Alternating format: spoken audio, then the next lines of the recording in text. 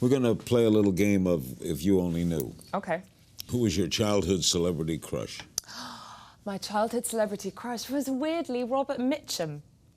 Robert Mitchum was a great actor. Yeah, he was a great actor, and I Low-key. found him to be, when I was, I don't know, I loved old movies when I was a kid growing up. I didn't watch a lot of television, but my parents had an incredible VHS collection. That was the days of VHS. And I watched all the old movies that they'd recorded off the television. And Robert Mitchum, I found him fascinating. Funniest fan encounter?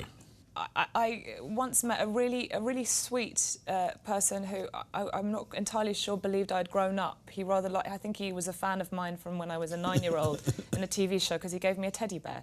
But it was... Movie that made you want to be an actor?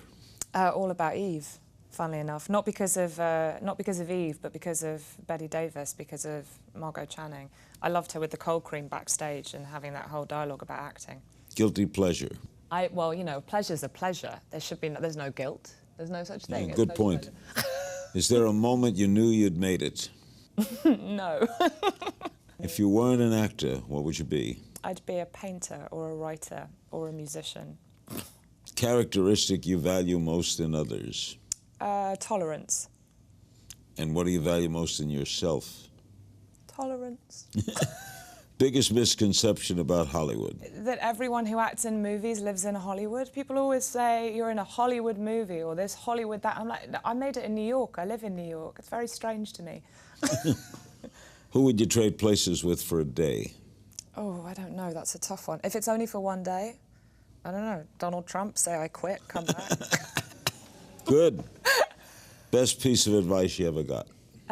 Best piece of advice I ever got was from my father. He said, about acting, he said to me once, don't ever be afraid to play crazy people because you have so much humanity, it's never going to be a problem. Don't be frightened to play unlikable.